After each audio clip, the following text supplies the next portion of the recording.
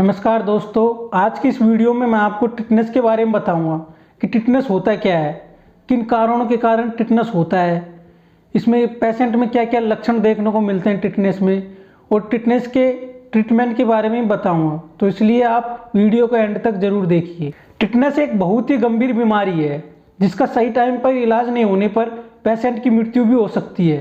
आपको यह बताऊँगा कि टिटनेस किस कारण से होता है।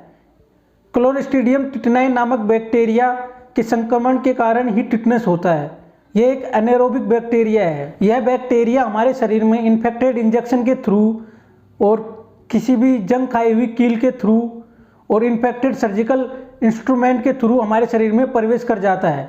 रोड ट्रैफिक एक्सीडेंट के थ्रू भी क्लोस्ट्रीडियम टिटेनाई बैक्टीरिया हमारे शरीर में प्रवेश कर जाता है, क्योंकि जब एक्सीडेंट होता है तो वहाँ पे घाव हो जाता है, तो वह घाव के थ्रू क्लोस्ट्रीडियम टिटेनाई नामक बैक्टीरिया हमारे शरीर में प्रवेश कर जाता है। और ये क्लोस्ट्रीडियम टिटेनाई अम्बिलिकल कॉर्ड के थ्रू बच्चों में प्रवेश करता है।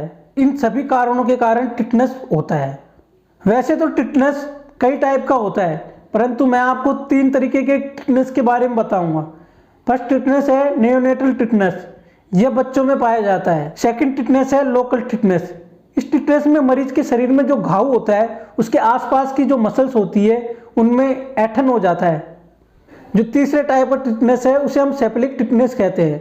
इस टिटनेस में पेशेंट के सिर व फेस में एक घाव हो जाता है और पेशेंट की जो फेशियल नर्व है, ओक्यूलोमोटर नर्व है, ये सभी पैरालाइज्ड हो जाती है, यानी उनमें लकवा मार जाता है।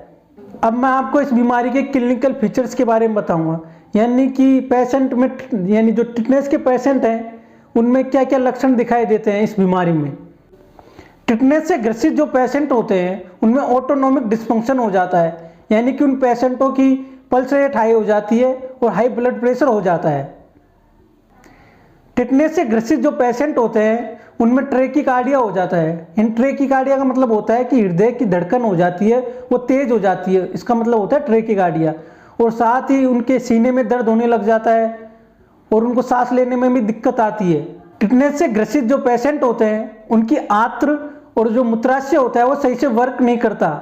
बुखार का आना, शरीर में ज़्यादा पसीनों का आना, शरीर नीला पीला पड़ जाना आदि समस्याएं भी टिटनेस के पेशेंटों में देखी जाती है। टिटनेस से ग्रसित पेशेंट होते हैं उनकी पल्स रेट लो भी हो सकती है और उनका हृदय काम करना बंद कर सकता है। टिटनेस से ग्रसित पेशेंटों के जबड़े लॉक हो जाते हैं, यानी वह अपने जबड़ों को खोल नहीं सकते, खोलते हैं तो उनके जबड़े में बहुत तेज पेन होता है। टिटनेस से ग्रसित पेशेंटों में निमोनिया, मूत्रमार्ग में इन्फेक्शन आदि समस्याएं भी उत्पन्न हो जाती है।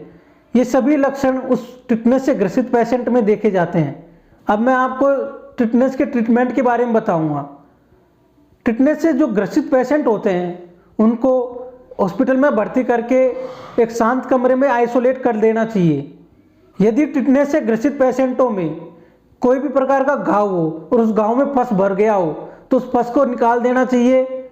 और यानी पेशेंट के कोई भी टिश्यू उत्तक होते हैं वो नेक्रोटिक हो, यानी सड़ गए हो, तो उसे सर्जरी द्वारा काट कर निकाल देना चाहिए और उस घाव की पट्टी कर देनी चाहिए। 0.5 मिलीलीटर टिटनेस टॉक्सोइड के इंजेक्शन को आईएम के थ्रू पेशेंट को दे देना चाहिए। ह्यूमन एंटी टिटनेस ग्लोबुलिन की 3000 से 4000 यूनिट आईवी के थ्रू पेशेंट को दे देनी चाहिए। टिटनेस से ग्रसित पेशेंटों को क्रिस्टलाइन पेनिसिलिन की 10 लाख यूनिट वाला इंजेक्शन 7 घंटे के अंतराल में 7 से 10 दिन तक लगातार देना चाहिए। मेट्रोनिडाजोल 500 mg आईवी के थ्रू टिटनेस से ग्रसित पेशेंटों को दे देना चाहिए।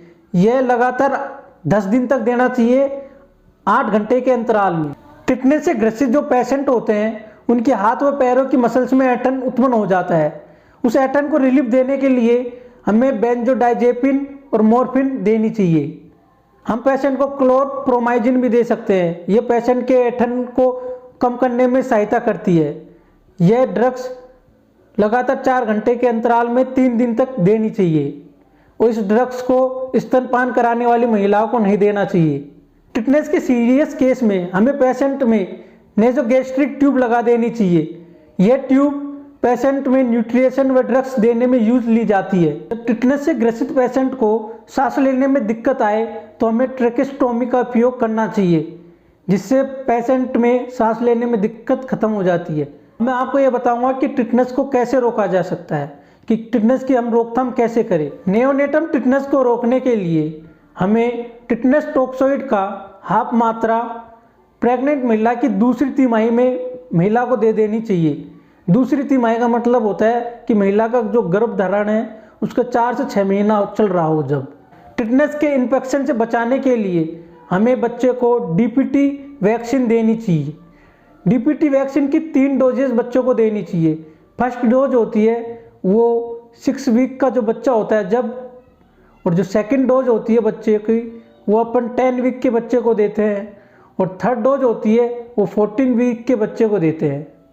जब बच्चा 5 साल का हो जाए तो हम उसे 0.5 मिलीलीटर टिटनेस टोक्सोइड दे सकते हैं। हम टिटनेस को रोक सकते हैं। जब कभी भी आपका किसी भी कारण से रोड ट्रैफिक एक्सीडेंट हो या जंग खाई हुई कील से आपके अंदर घाव हो तो ऐसी स्थिति में आपको 24 घंटे के अंतराल में टिटनेस का इंजेक्शन लगवा लेना चाहिए, जिससे आपको कोई टिटनेस नहीं होगा। धन्यवाद। वीडियो पसंद आए तो लाइक करना, कमेंट करना एंड वीडियो को शेयर करना, और कोई भी प्रॉब्लम हो तो कमेंट करके ज़रूर बताना।